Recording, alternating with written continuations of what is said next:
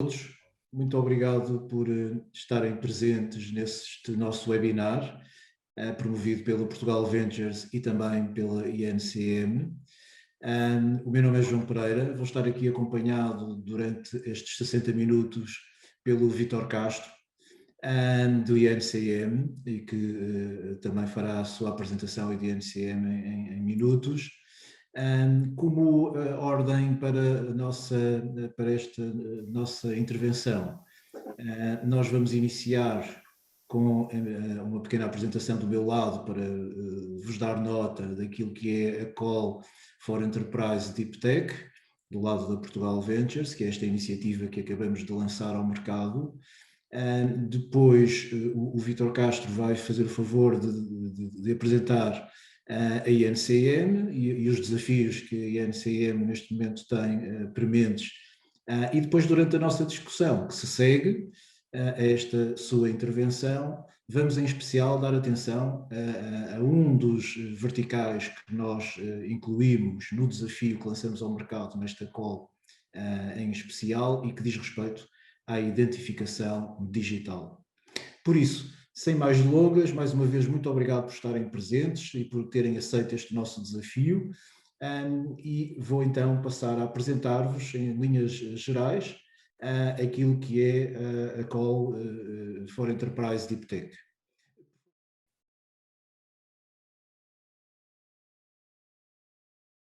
Nesta altura estarão a ver a minha apresentação. Por isso, mais uma vez, eu sou João Pereira, sou o diretor de investimento na área digital na Portugal Ventures e estou aqui para vos comentar aquilo que é a nossa Call for Enterprise Deep Tech. E eu pedia-vos para nos focarmos essencialmente exatamente nestes dois conceitos. O Enterprise, isto é, ofertas que são dirigidas a mercados empresariais, e o Deep Tech. Começando pelos mercados empresariais, o que é que nós procuramos nesta altura? Oportunidades de investimento em startups, numa fase ainda inicial de entrada no mercado, em que a sua oferta, quer seja um produto, quer seja um serviço, está dirigida a compradores que tenham processos organizados e racionais de compra ou que fazem compras técnicas. Aquilo que nós podemos chamar de compradores sofisticados.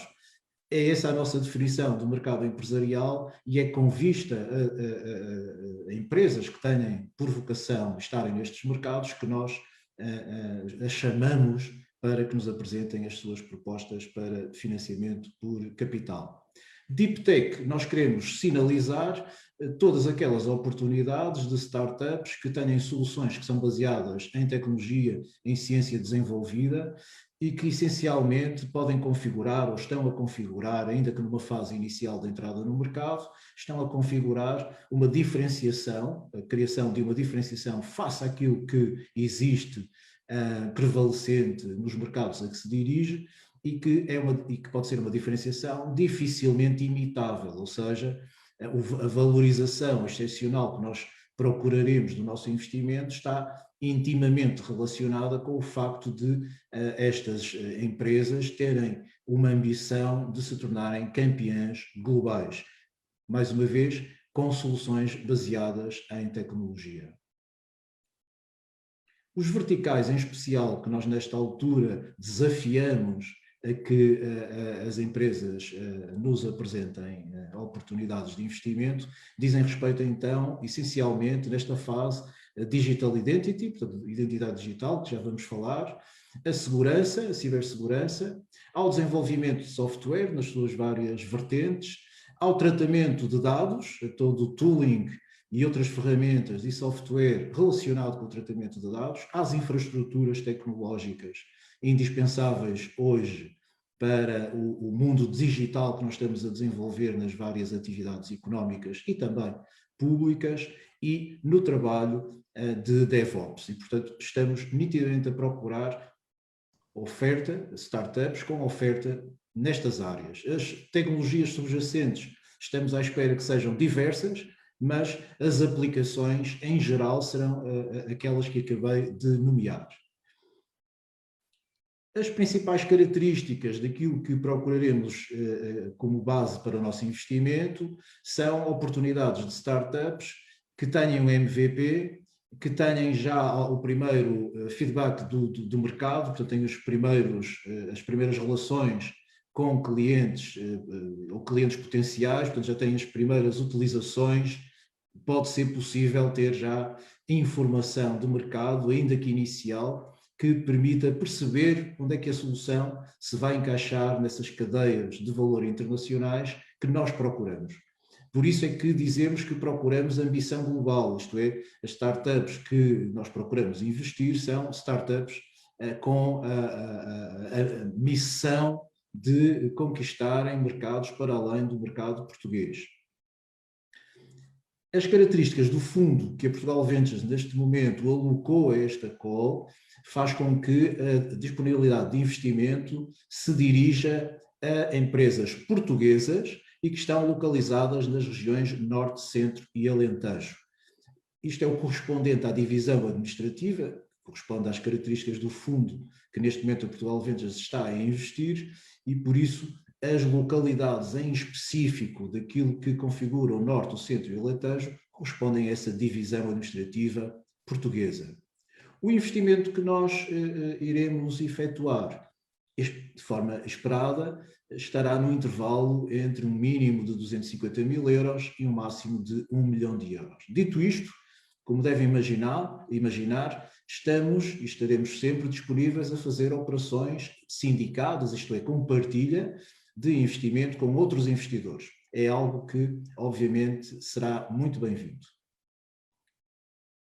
Finalmente, do meu lado, deixo-vos a indicação de como é que podem fazer chegar rapidamente o vosso projeto da vossa empresa à Portugal Ventures, à minha equipa, muito facilmente, ou usam o vosso contacto num dos parceiros da Portugal Ventures da rede de ignição e que tenham informação, se não a tiverem ainda, podem facilmente identificá-los na página da Portugal Ventures, www.portugalventures.pt.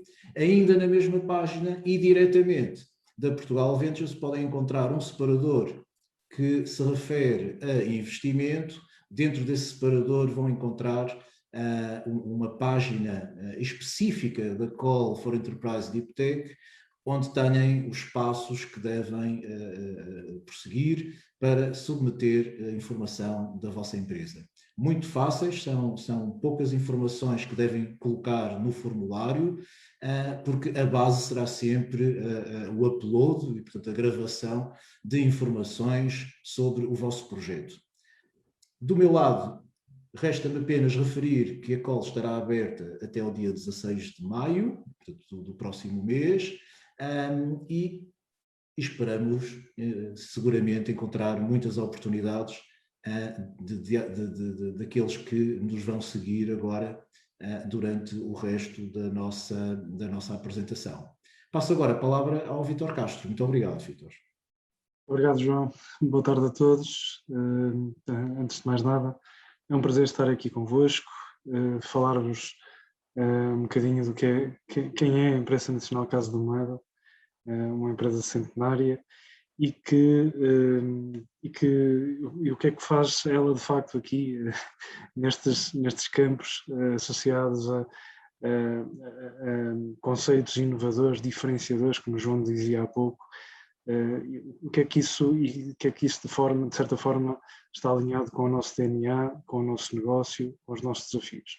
Então, também preparei aqui alguns slides para muito rapidamente poder mostrar-vos quem é a INCM. Um segundo. E peço que me confirmem se estamos a ver, Vítor. Estão a ver. Ok, deixa-me só colocar aqui na vista. Exato, tela completa, sim. Só um segundo, vou tentar colocar. Ok, não está a dar, vou fazer de outra maneira. Bem, e com isso consegui explicar-vos o que é que a NCM faz, de certa forma, o que é a NCM, nos seus processos de negócio, no seu dia-a-dia, desenvolve neste contexto de... estou aqui com uma anomalia, só um segundo. Estas coisas acontecem precisamente nas piores alturas, não é?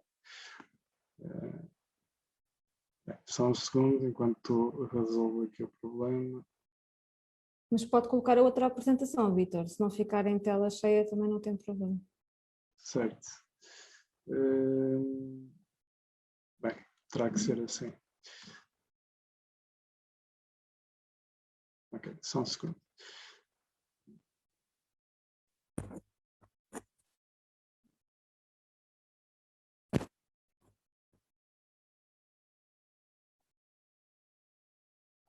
Podem-me confirmar que estão a ver a apresentação? Sim, sim. Muito bem. Não foi com a Microsoft, foi com a Adobe. Muito bem. O nosso slogan da INCM é a tradição de inovar e a verdade é que só desta forma, só inovando recorrentemente, é que a INCM consegue, através de duas empresas centenárias, chegar aos dias de hoje e persistir e continuar a servir o cidadão e a servir o Estado português, mas muito além disso, como eu irei falar mais à frente, disponibiliza também serviços e compete a nível internacional, exportando tecnologia portuguesa, já há várias décadas. Vamos falar aqui, o tema da nossa conversa será também em torno da identidade digital e os processos de segurança e de autenticidade associados a ele. A imprensa nacional, Casa da Moeda, tal como a conhecemos no dia de hoje, resulta da fusão de duas indústrias centenárias, que é a imprensa nacional e a Casa da Moeda, onde se fabricava e ainda hoje se fabrica a moeda. Quando digo moeda, refiro-me mesmo a notas e moedas. E essa fusão acontece em 1972 e cria a Casa da Moeda tal como a conhecemos hoje. Por delegação de poderes do Estado, por decreto, há várias atividades que a Imprensa Nacional Casa da Moeda desempenha e fornece ao Estado, aos serviços do Estado e ao cidadão, serviços que são considerados como essenciais para processos associados à autenticidade de documentos e processos de identificação de pessoas.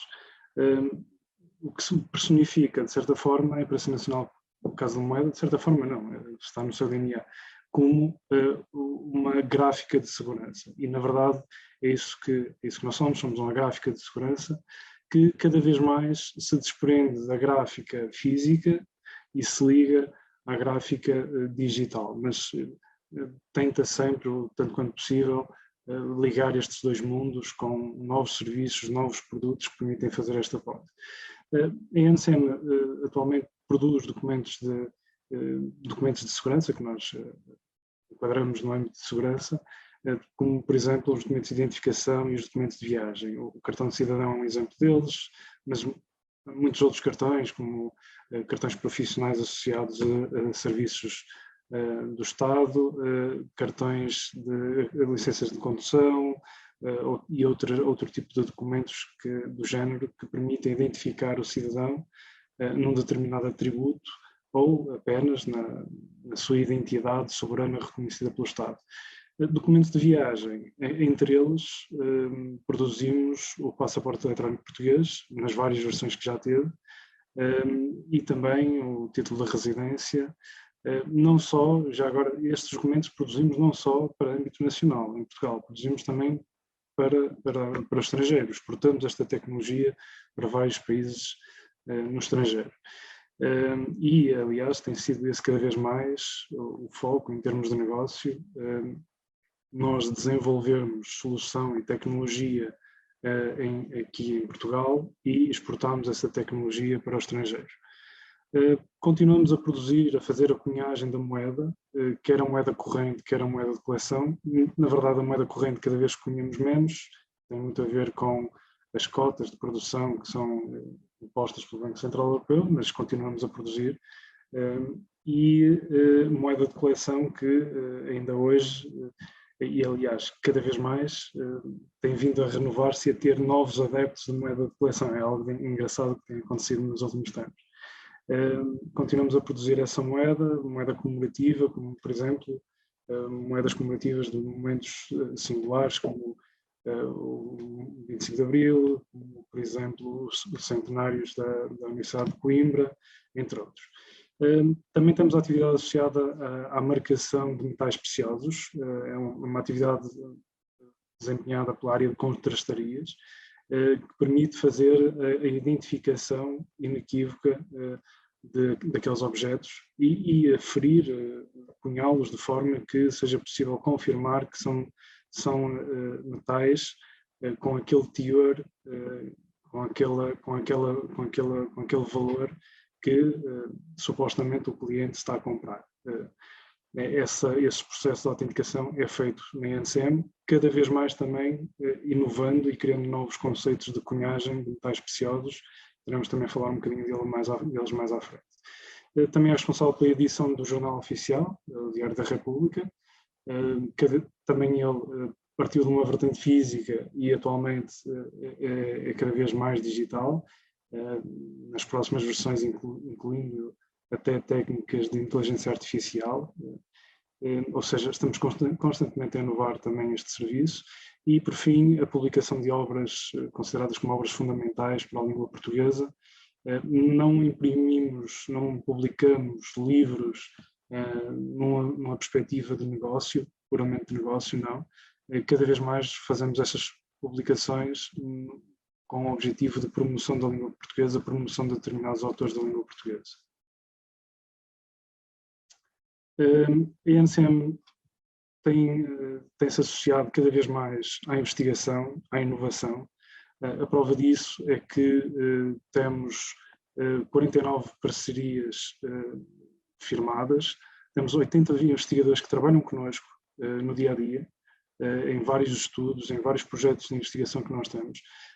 Criámos inclusive uma área interna que é a nossa lab, uma área que trabalha essencialmente com a academia e com centros de investigação para o desenvolvimento de novos produtos, o desenvolvimento de novas tecnologias que depois permitam criar novos produtos.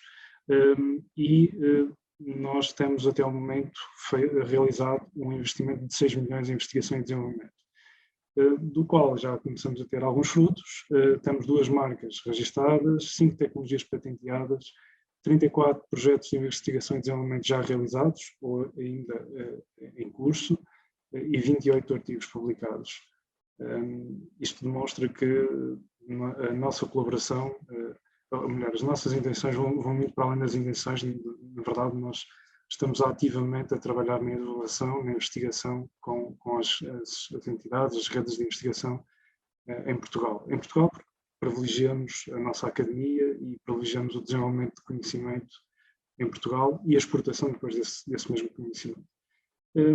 Alguns dos nossos produtos bandeira são os documentos de identificação e de viagem, como já falei, documentos de identificação e de viagem que são, na sua grande maioria, produzidos dentro da NCM. E quando digo produzidos dentro da NCM, estamos a falar de, nós compramos determinadas matérias-primas, determinadas tintas, porque tem um fabrico especial, mas todo o resto do processo é feito dentro da Imprensa Nacional Casa da Moeda, incluindo o desenho das soluções de segurança gráfica que são impressas no documento, mas também toda a componente lógica que é guardada nos documentos quando estes têm uma componente lógica, como o caso do cartão de cidadão, do passaporte eletrónico português e outros documentos similares. Todos estes documentos de identificação e de viagem têm uma cadeia de valor que tem créditos firmados, não só em Portugal, mas a nível internacional, e a prova disso é que nós temos vindo a evoluir constantemente estes produtos, estando eles atualmente ao nível das melhores práticas a nível internacional, quer de usabilidade dos documentos, quer de segurança dos documentos. E quando falamos de documentos oficiais, é obrigatório falar de segurança, porque a fraude de documentos de identificação e documentos de viagem é uma realidade, vale bastante dinheiro, como podem imaginar, e o Estado é responsável por garantir que os documentos que disponibiliza são de facto seguros e minimizam ao máximo o risco de fraude. É nisso que nós trabalhamos diariamente, é nisso que estamos constantemente a inovar e evoluir e a colaborar, obviamente, com outras entidades portuguesas para garantir que estes documentos estão ao melhor nível possível e obedecem às práticas e aos estándares internacionais.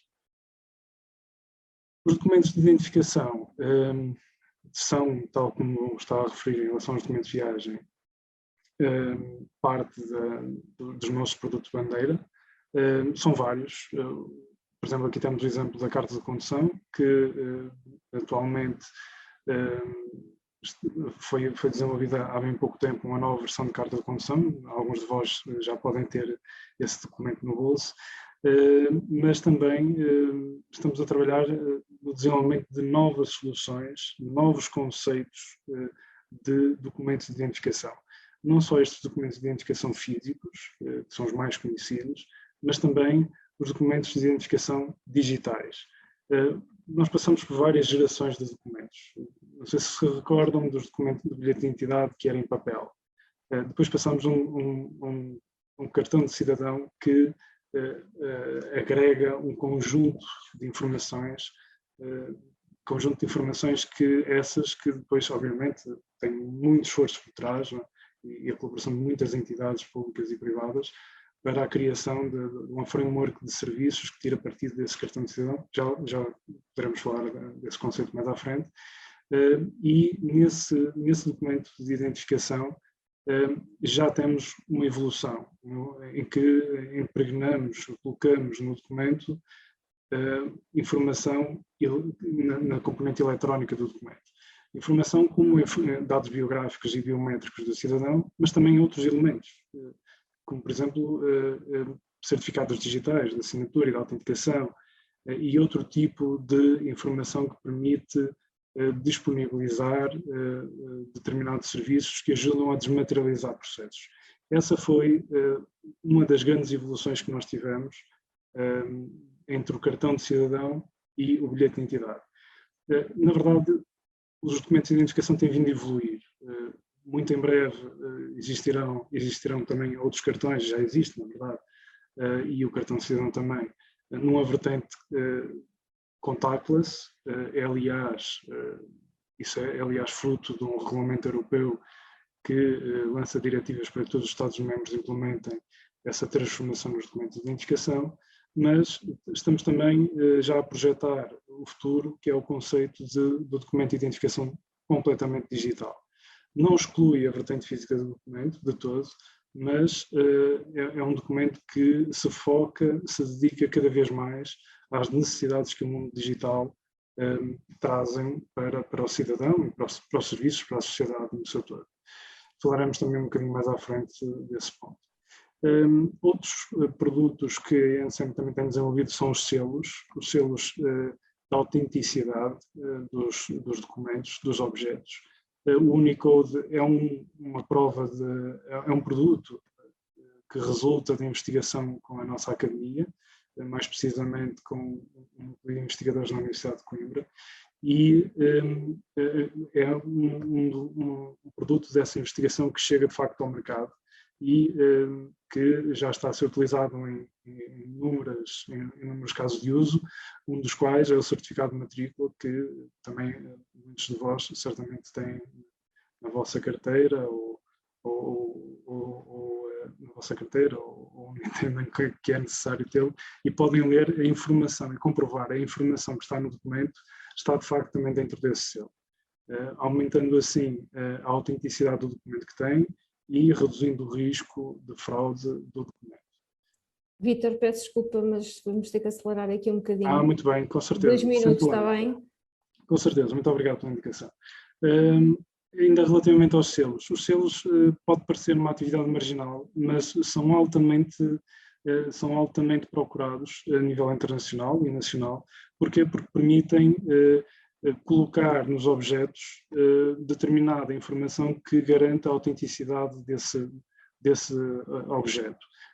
Como, por exemplo, no caso do tabaco, no caso das bebidas alcoólicas, no caso de todos aqueles produtos que, de certa forma, têm que ser autenticados por razões tributárias ou outras, ou razões de segurança. Para terem uma ideia, a economia que o Estado tem, economia entre aspas, que o Estado tem na utilização destes selos que reduzem o risco de fraude, traduz-se num ganho gigantesco, aumentando a tributação que o Estado tem. Por exemplo, nos indicadores que temos, o Estado, com a redução de fraude e a aplicação de novos conceitos de selos de segurança, consegue ter ganhos superiores a 79 milhões de euros. São dados que estão publicados, conseguem encontrá-los na internet. Avançando já para o último slide da apresentação, e ligando também aqui ao tema da nossa conversa. A ENSEM tem vindo cada vez mais a focar a inovação e os seus novos produtos na identificação digital do cidadão, na sua vivência digital, começando desde logo por aquilo que é o nosso DNA, de criar novos documentos de identificação, mas com uma vertente mais digital, que deem resposta às necessidades do digital, do cidadão e da sociedade. Uma das provas disso é um estudo que nós estamos a realizar, que é o iDigital, que nós estamos a realizar com a Academia Portuguesa, com investigadores de várias universidades, salvo erro 6 ou 7, a Universidade do Minho, o Instituto Superior Técnico, a Universidade de Aveiro, e que visa a definição de um novo esquema de identidade do cidadão, suportado por um conjunto de serviços, por uma framework de serviços que possa ser disponibilizado não só para o Estado, mas também para a sociedade, para as empresas, e que possam usufruir disso mesmo. Claro que tudo isto, de certa forma, já é feito com o cartão de cidadão, é verdade, mas o cartão de cidadão dá a resposta a um determinado contexto e determinadas necessidades de uma época. A sociedade, na verdade, foi evoluindo, transformou-se, cada vez é mais digital, e também esse conceito tem vindo a evoluir. Daí nós estamos a fazer este estudo com pessoas que se dedicam, de certa forma, ao estudo destas práticas e das melhores práticas, a definição de standards a nível mundial. Bem, muito bem. Eu terminava por aqui, que é para termos tempo de irmos aos outros pontos da nossa agenda. João, passo a palavra. Obrigado, Vítor. Estamos no tempo. Penso que fomos esclarecedores relativamente, apesar do tempo disponível, mas fomos esclarecedores para nos relembrarmos todos do INCM, da Casa da Moeda, e fazermos uma atualização daquilo que tem sido o desenvolvimento de novos serviços, produtos e até da sua vocação internacional, que poderá eventualmente não ser do conhecimento geral do público e daqueles que nos acompanham nesta conversa. Por isso, obrigado, Vítor. Temos agora alguns minutos para conversarmos sobre o tópico exatamente, que estava constante desse último slide, da identidade digital e porque é que nos motivamos a estar aqui ambos nesta conversa e nesta iniciativa da Call Enterprise Deep Tech, da Portugal Ventures. Como estavas a referir, nós, nos últimos anos em especial, fizeram-nos viver uma transição para o digital, na forma como nós interagimos com os outros, na forma como, até como consumidores, temos acesso a serviços e a produtos, e do ponto de vista empresarial também uma fantástica aceleração da sua presença e relação com demais negócios, da sua relação com as entidades públicas, a sua presença no mundo, que é acelerada de forma muito significativa pelo facto de termos esta capacidade de nos movermos digitalmente, mas isto é um grande desafio, certo, Vítor? E, portanto, sendo um desafio, porque os meios tradicionais de validação de quem nós somos, os meios tradicionais de identificação até daquilo que produzimos, têm que acompanhar esta nova forma de estarmos no mundo e de nos relacionarmos, por exemplo, nos negócios. E, portanto, a minha primeira questão, o primeiro desafio, Vítor, era neste ambiente, admito que tenha sido aprofundada a convicção na Casa da Moeda que esta transição para o digital implica também, do lado da Casa da Moeda a busca de soluções no mercado que possam corresponder a estes novos desafios de identificação. É assim, não é, Vítor? Sem dúvida, sem dúvida. Eu foquei bastante aqui a apresentação na parte do que nós produzimos, do que nós criamos.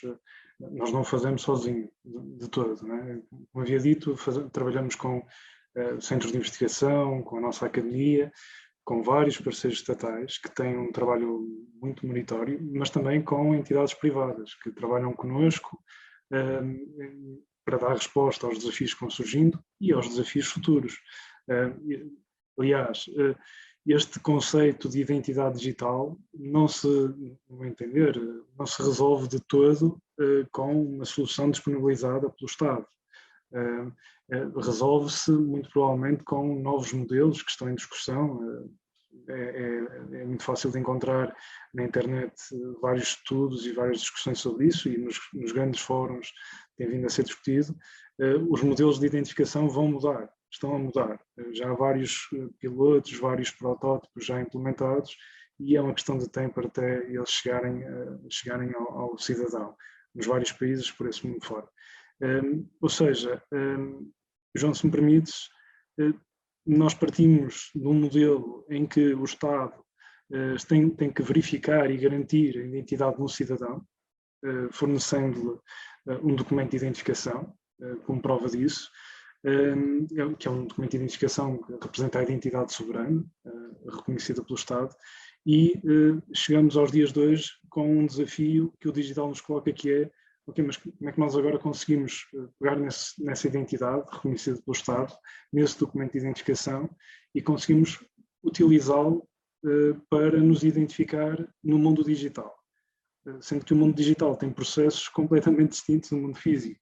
E passarmos os processos do mundo físico para o mundo digital não irá funcionar. Acabaremos por criar soluções muito complexas e que não dão resposta às reais necessidades do mundo digital. Nós trabalhamos com vários parceiros internacionais, sempre na busca das melhores soluções e de cumprimento dos estándares internacionais.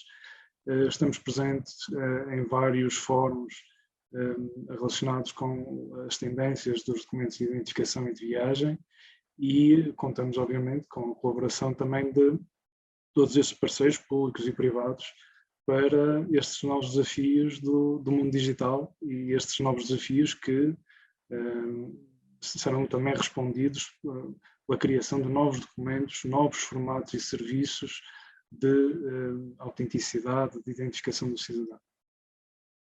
Ou seja, Vítor, não podemos estranhar de todo o facto de estarmos aqui os dois em conjunto.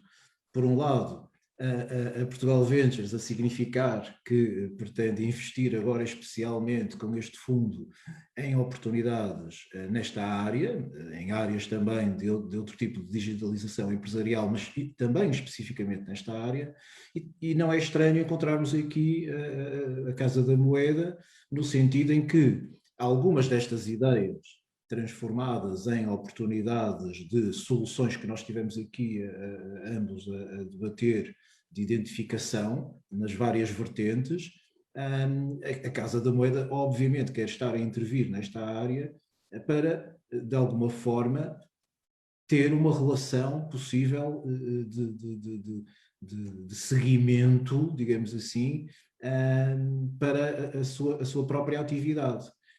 O que é em especial, Vítor, se me permites perguntar-te, o que é em especial as startups em Portugal podem esperar da Casa da Moeda neste âmbito da identidade digital?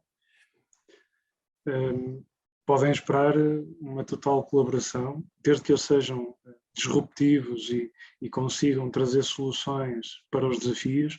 Podem esperar uma total colaboração e interesse em ouvi-los, em utilizar as suas tecnologias e em fazer deles nossos parceiros para o cumprimento destes desafios que nós temos em mãos.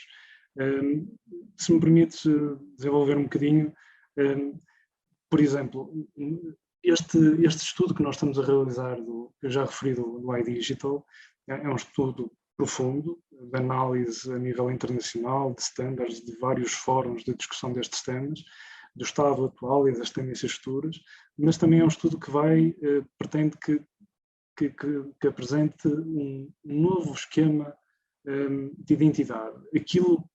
Quais são os atributos, as credenciais que de facto caracterizam o cidadão na sua vivência física e digital.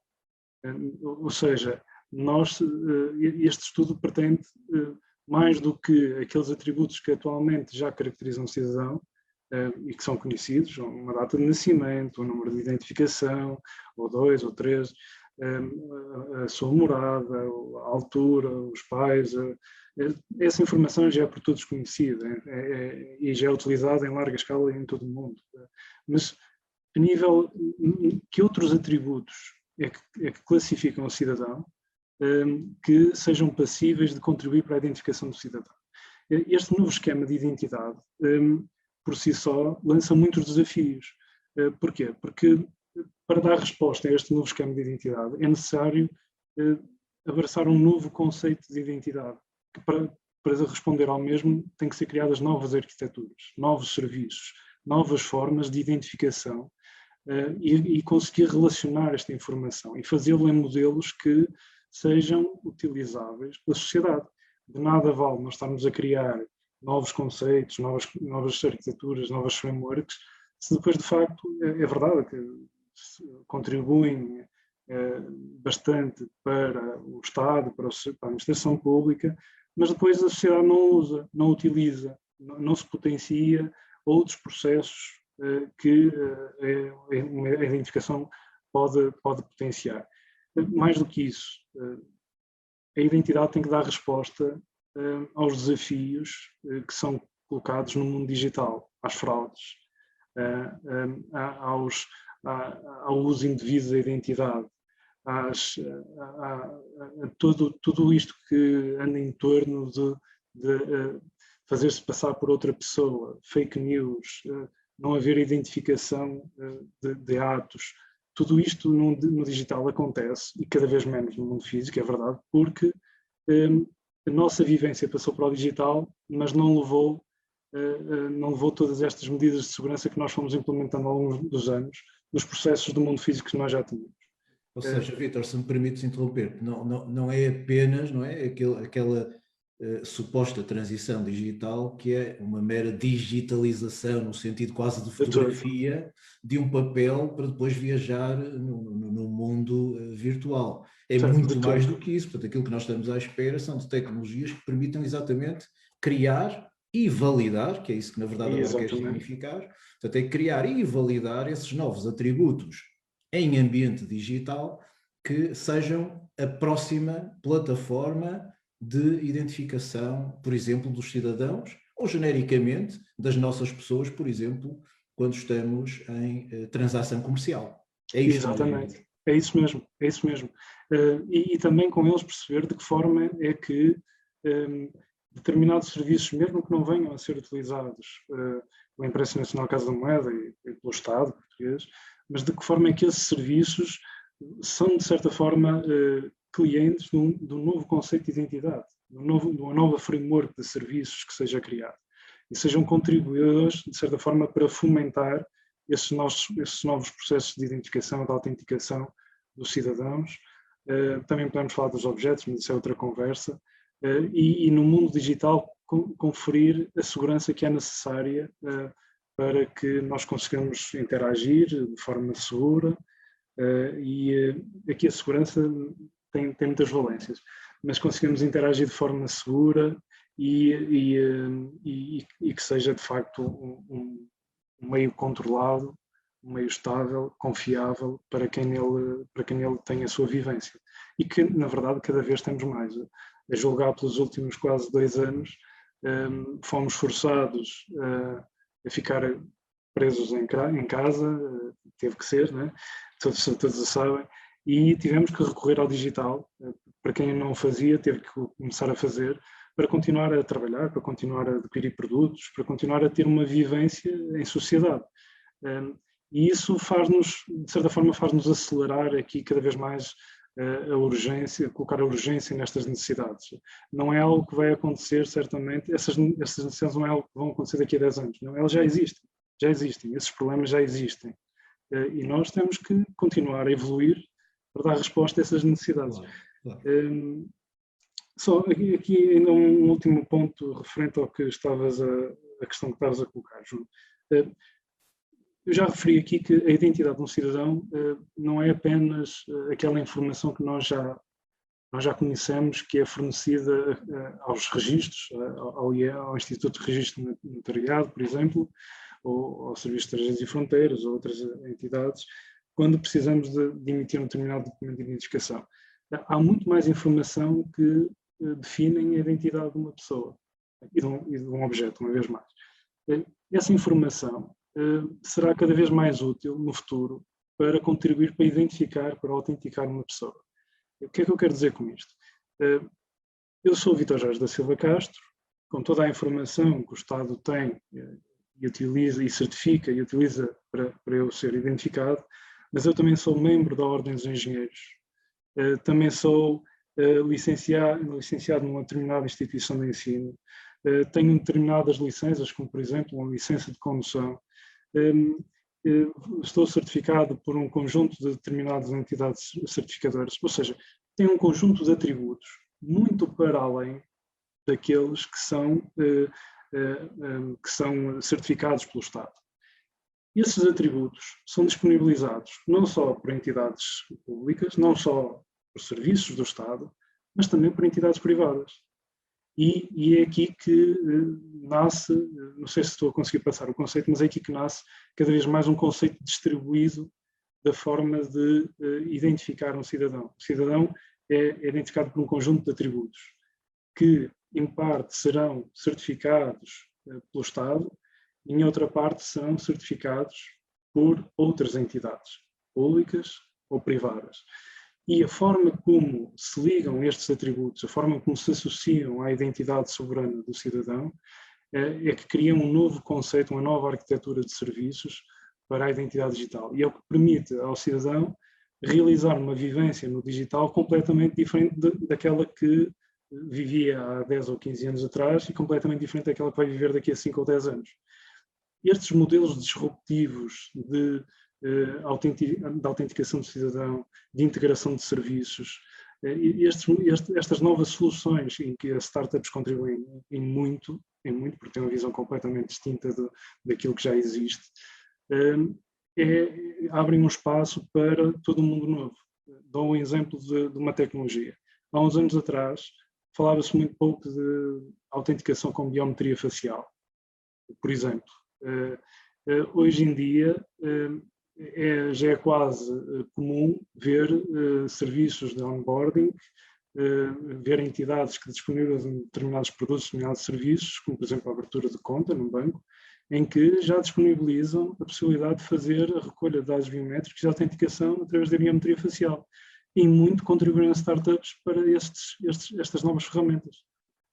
Ver, a grande maioria das empresas que disponibilizam estas soluções foram startups, são startups, ainda hoje continuam a surgir novas soluções neste campo, disponibilizadas por startups. E muitas outras soluções, muitas outras formas de autenticação, formas diferentes de ver o problema e a solução. Excelente, Vítor.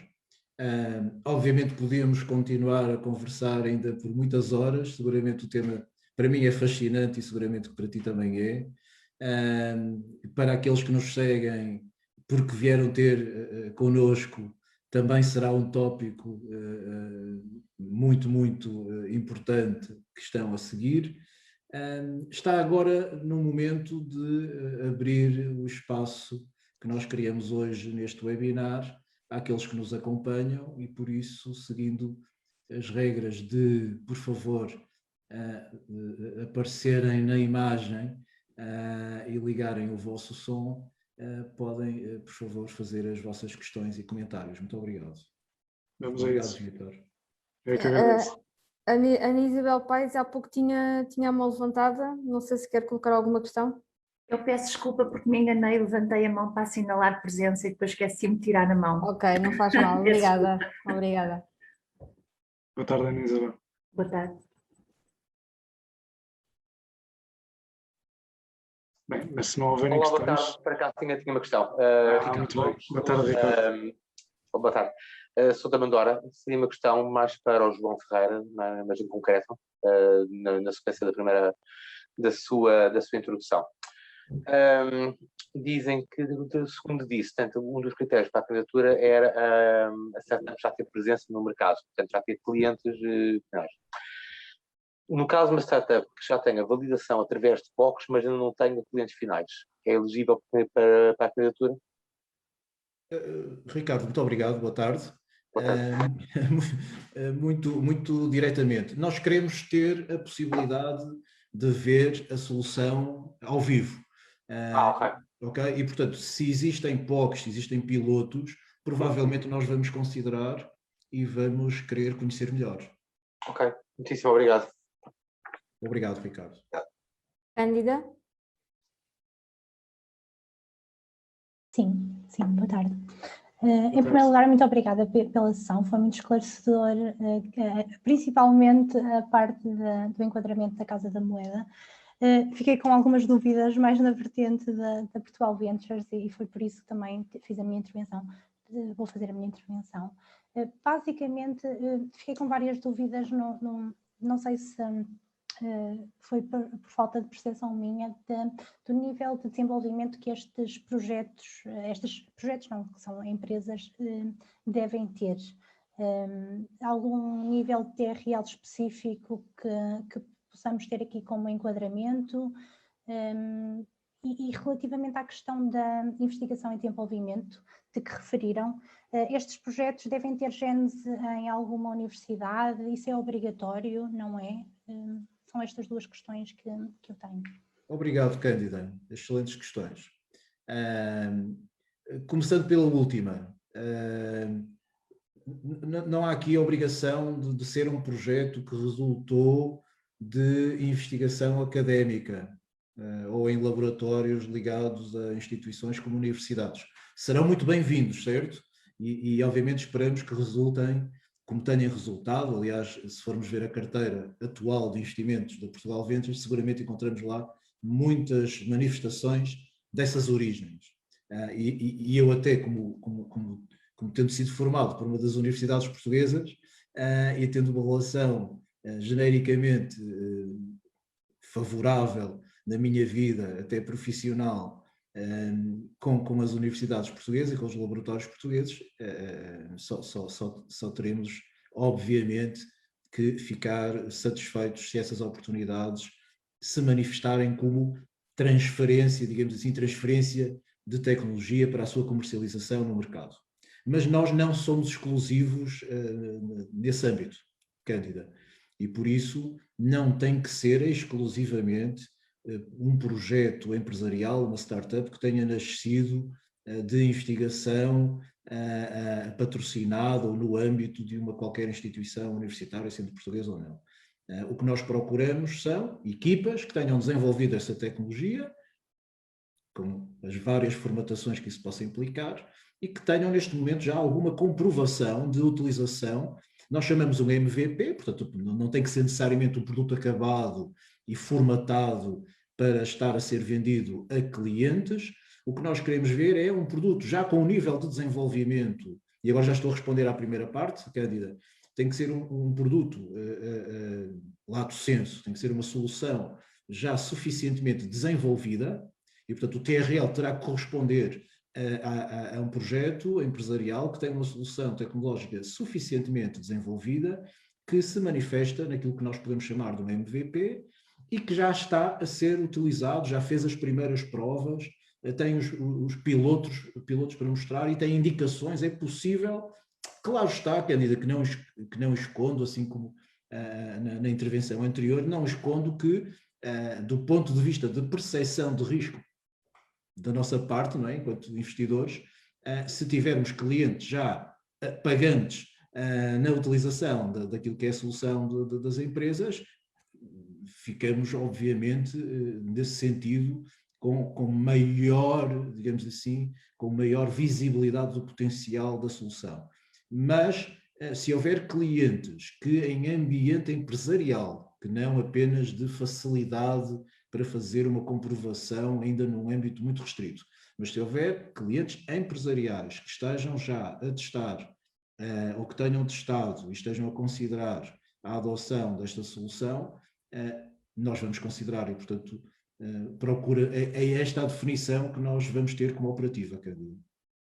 Muito obrigado. Miguel?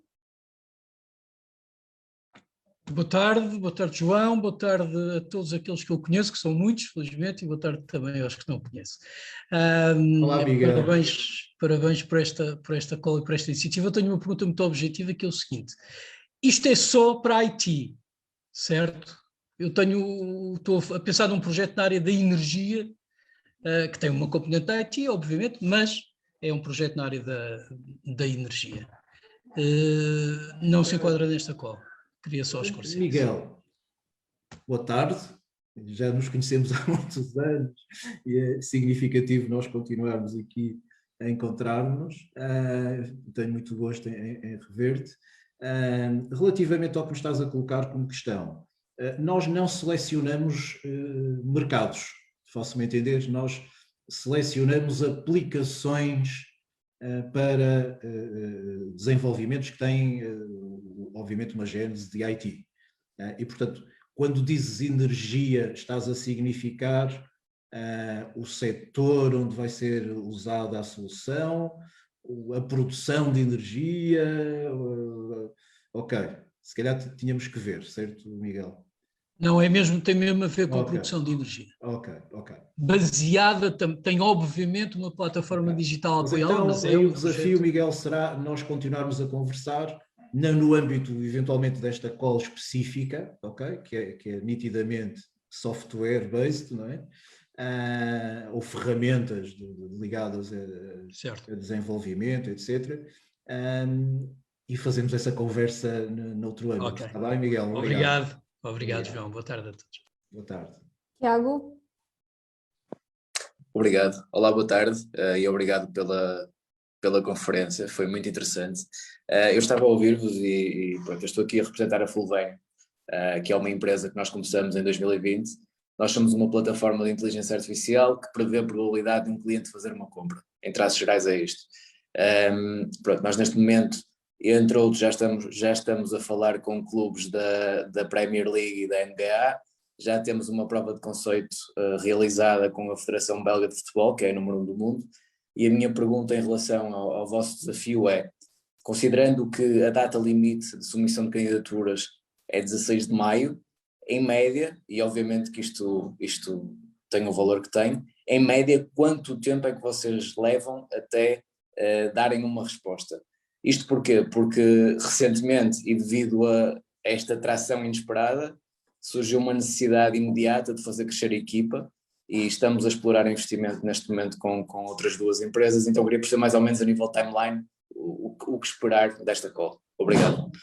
Obrigado, Tiago. É uma pergunta muito interessante. Vamos ver.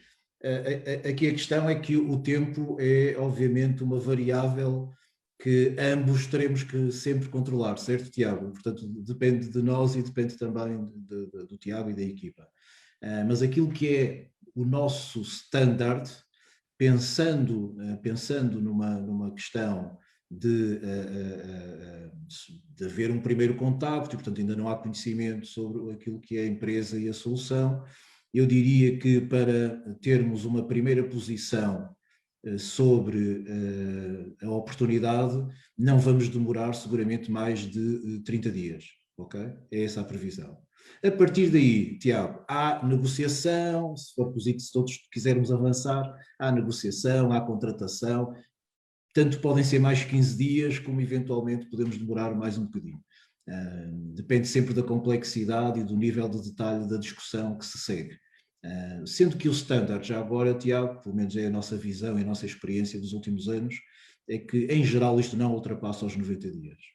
Por isso, havendo sim, estamos interessados até um máximo de um mês, depois temos, obviamente, que estar de acordo nos termos eventuais de investimento e nos termos da contratação, e esse tempo que ambos vamos ter que apertar muito para sermos bem-sucedidos, também não é expectável que demore muito mais do que 60 dias. Obrigado, Tiago. Ok, obrigado, João, muito obrigado. Luís? Muito boa tarde a todos. Cumprimentar o João e o Vítor, obrigado pelas apresentações. Eu gostava de colocar 2 questões. A primeira delas sobre as características dos projetos e percebendo se a Portugal Ventures considera a possibilidade de investir em startups que possam de alguma forma ter soluções concorrenciais com empresas do seu portfólio.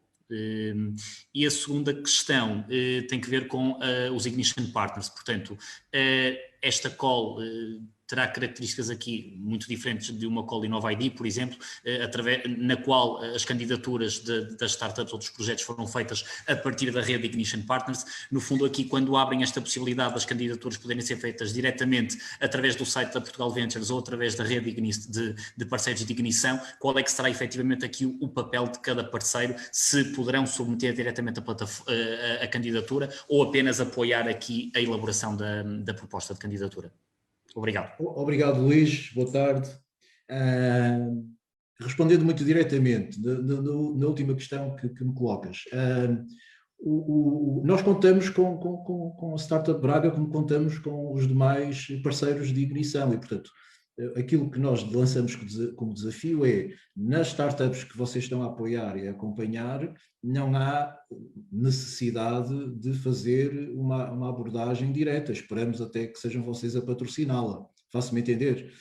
Naquelas outras oportunidades, startups que não tenham uma ligação com a rede de ignição, fica ao critério dessas equipas, se fazem uma manifestação de interesse no investimento da Portugal Ventures diretamente, porque estão maduras, sentem-se maduras o suficiente para o fazerem, ou se eventualmente ainda necessitarem de algum tipo de suporte, fica ao critério delas, obviamente, poderem interagir convosco, por exemplo, e receberem a vossa orientação, se for esse o caso. Por isso, é um regime que contempla, como temos vindo a fazer, não específico, digamos assim, e apenas exclusivo com a rede de ignição, mas também com a rede de ignição, faço-me entender, Luís. E por isso contamos convosco. Relativamente à primeira questão, não é normal nem suposto para o nosso perfil de investimento estarmos a criar oportunidades diretamente concorrentes com participações que estão no nosso portfólio. Tem sido a nossa política, que é razoável e é mais ou menos universal, tem sido nossa política não o fazermos, ok? Não quer dizer, agora, depois depende daquilo que nós, ou seja, temos que ir a casos específicos, Luís, o que é ser concorrente, não é? Porque se calhar temos que ver exatamente quais são os atributos que supostamente colocam duas empresas em concorrência. Podemos fazer essa análise e determiná-lo nos casos em concreto, se realmente prevalece algo que possa ser considerado pelas equipas atuais onde nós investimos, que existe um dano, digamos assim, competitivo potencial, se existem oportunidades de negócio e de eventualmente desenvolver oportunidades em conjunto, ou se manifestamente não há a percepção de concorrência, não se verifica. E por isso aí deixo o desafio, Luís. Se tiver em mente algum tipo de situação em concreto, por favor, comente com a equipa da Portugal Ventures para nós podermos responder rapidamente, está bem? Muito bem, obrigado. Obrigado, Luís, muito obrigado. Francisco Tenente, por favor. Obrigado e obrigado pela apresentação e pela vossa disponibilidade. Eu tenho uma questão, neste caso direcionada para o João.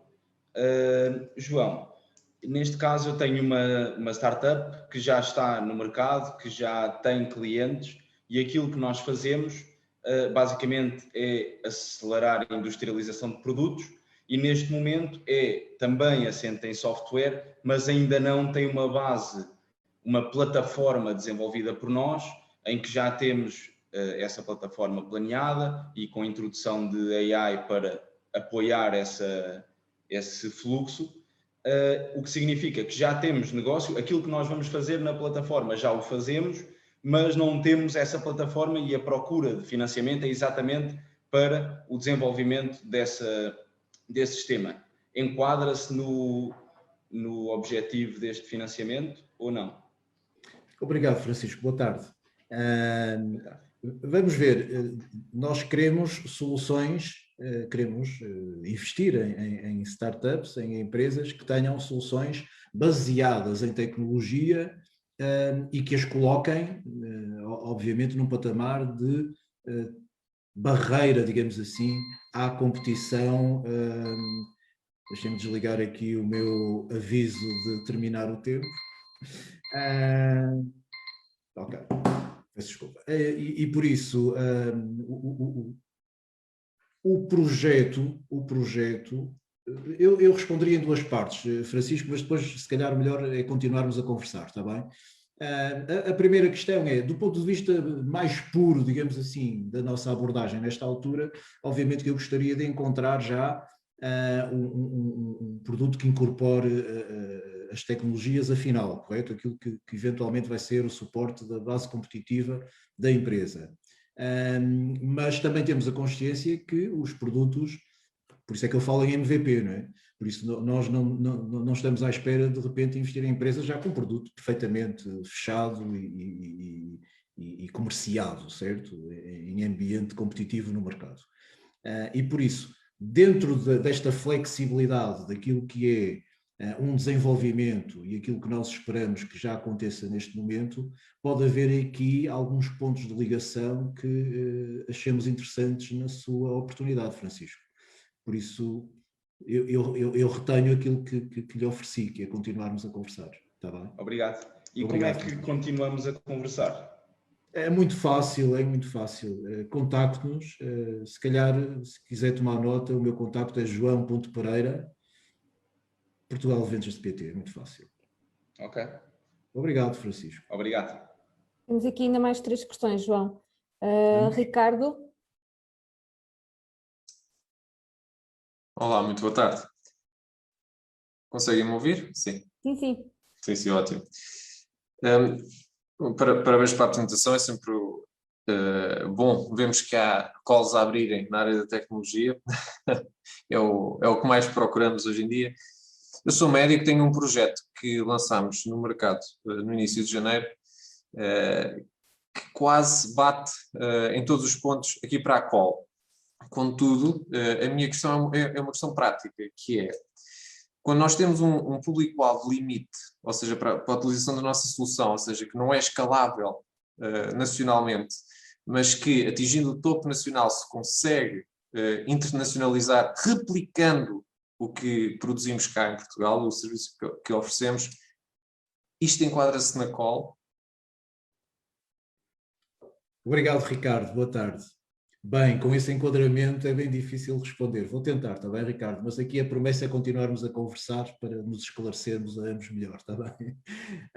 E por isso, primeiro, as aplicações verticais para esta call são muito específicas e são aquelas empresariais, está bem?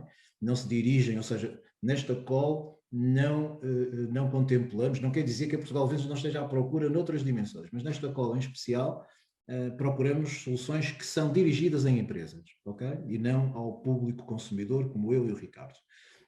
A segunda questão é que, do ponto de vista de verticais, a saúde não está aqui incluída. Também não quer dizer que a Portugal Ventures não invista em oportunidades do lado da saúde. Mais uma vez, continuaremos a conversar, Ricardo, e se eventualmente existir do lado da Portugal Ventures uma oferta para o mercado da saúde, o lato sensu, aí o que nós vamos fazer, Ricardo, eu vou colocá-lo a dialogar com os meus colegas da equipa que investe nessa área e então aí desenvolverá a sua interação e apresentará a sua oportunidade. Por fim, a questão da escalabilidade. Eu vou dizer como é que nós a vemos, Ricardo, está bem? E depois veja se isto enquadra ou não, por favor, com aquilo que é a sua visão, no caso em concreto, que eu desconheço. E, portanto, vou falar em tese. Em tese, aquilo que nós procuramos é independentemente do local, sendo Portugal ou sendo outra geografia qualquer, até porque nem sempre em Portugal nós conseguimos testar aquilo e iniciar a nossa atividade, portanto, podemos iniciar já fora de Portugal, e há imensos casos, felizmente com sucesso, alguns até da carteira da Portugal Ventures, atual e passada, em que começamos fora de Portugal, e por isso a questão do local para nós não é relevante. É relevante o local da empresa, porque nós investimos em empresas portuguesas, baseadas em Portugal, e naquelas regiões que eu delimitei. São as características do fundo que está a ser usado. Depois, a partir daí, o que nós contamos é que a solução, o produto, o serviço tenha essa vocação de escalar globalmente. Qual é o momento de tempo? Estrategicamente, cada caso será um caso, por isso eu aí não me pronuncio.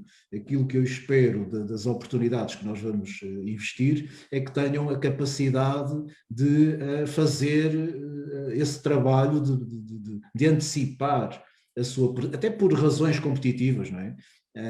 E de defesa da sua criação, do valor que está a ser criado, vai decidir por onde escalar, se vai ser Europa, se vai ser pelos países vizinhos, se vai ser pelos países a norte, se vai ser pelos países a sul, se vai atravessar o Atlântico, se vai ainda mais longe e atravessa o Pacífico.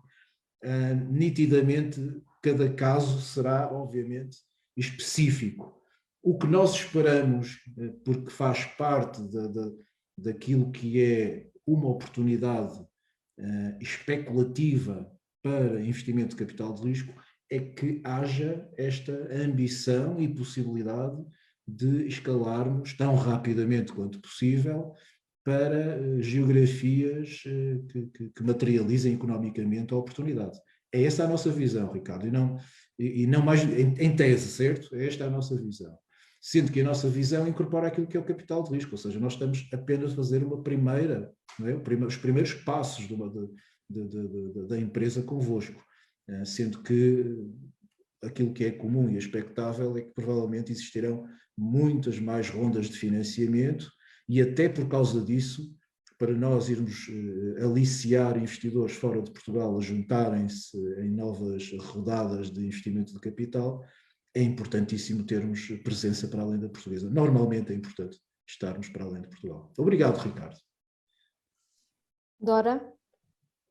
Olá, boa tarde a todos. Eu peço desculpa não estar com a câmara ligada, mas eu estou aqui com uns problemas. Eu acho que a minha questão acabou de ser respondida, mas só para ficar com 100% de certeza. Os clientes angariados necessitam de ser em Portugal ou podem ser num outro país? Dora, nós preferimos que as empresas onde vamos investir tenham vocação global. Okay? E, portanto, os clientes não têm que ser portugueses. As empresas clientes destas startups não têm que ser portuguesas. Ok, certo. Então, obrigada. A empresa tem que ser portuguesa. Onde nós investimos tem que ser portuguesa. Mas os clientes estão onde têm que estar. Ok, então, muito obrigada. E agora, finalmente, a última questão pelo Ricardo. Olá, muito boa tarde. Obrigado pelas vossas apresentações, João e Vitor.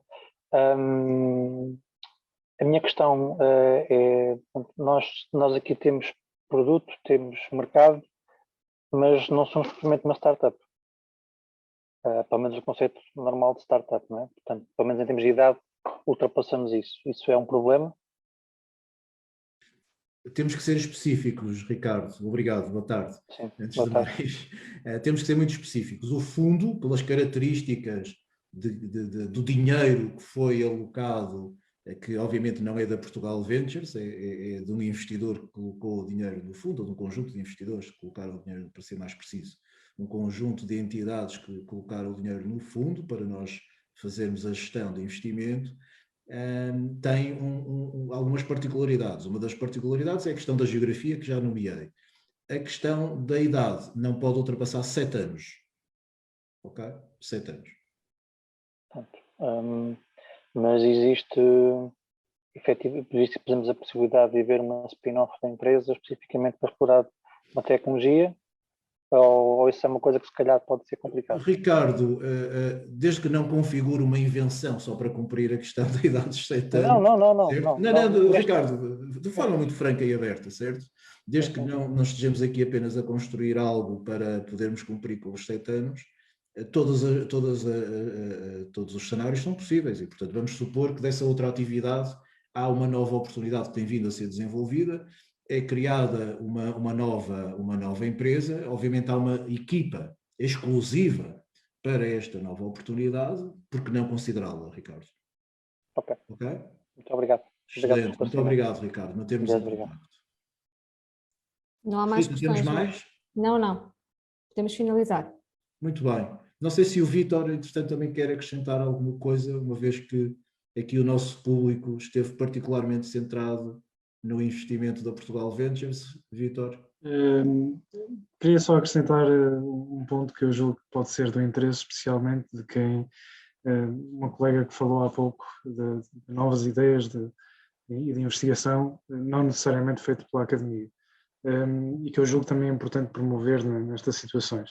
A Imprensa Nacional Casa da Moeda fomenta a investigação, não só na academia, mas também pelas empresas que são disruptivas, procuram novos conceitos e fazem investigação no seu dia-a-dia.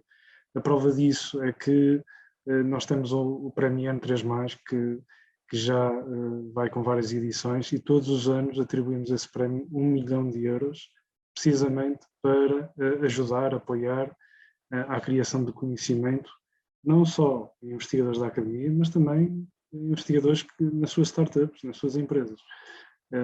Por isso, acho muito saudável que exista também investigação nas empresas, no tecido privado. Aliás, nós devemos contribuir para que isso aconteça cada vez mais, porque isso dirá muito da nossa competitividade, do nosso mercado e das nossas soluções e das nossas empresas lá fora.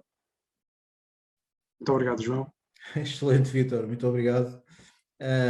Obviamente é isso mesmo, vamos reiterar, ou seja, obviamente que queremos dar oportunidade a quem tem esta ambição a partir de uma comercialização de tecnologia desenvolvida nas universidades portuguesas e nos laboratórios de desenvolvimento em Portugal, mas também a todos os outros que, do ponto de vista empresarial, nas suas equipas, tenham vindo a desenvolver este tipo de abordagens e, portanto, não somos exclusivos, não que tenha nenhuma percepção nem positiva nem negativa, nós queremos empresas, startups que tenham base tecnológica, deep technology, que esteja naquelas áreas que eu nomeei, naqueles verticais que eu nomeei, e espero encontrar muitos de vocês até ao dia 16 de maio, que é a data limite de recebermos as vossas oportunidades.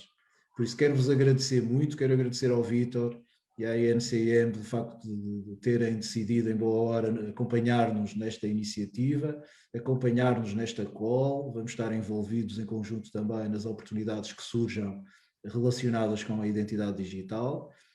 Muito obrigado. Quero agradecer às pessoas que estiveram aqui e que decidiram acompanhar-nos. Nós continuaremos disponíveis do lado da Portugal Ventures. A Rita acabou de colocar aí, para aqueles que ainda quiserem submeter questões, a forma por e-mail, por exemplo, qual é o endereço que devem usar. A nossa vocação continua a ser investirmos em equipas, em oportunidades, em empresas que querem têm esta ambição, este sonho, como muitas que nós temos vindo a investir, de se tornarem verdadeiros campeões na competição global, até como portugueses, seguramente, para nos mantermos e para evoluirmos como sociedade que cria riqueza. Por isso, a todos, muito obrigado e ficamos disponíveis. Obrigado, boa tarde. Boa tarde a todos, muito obrigado. Obrigado, boa tarde, com licença.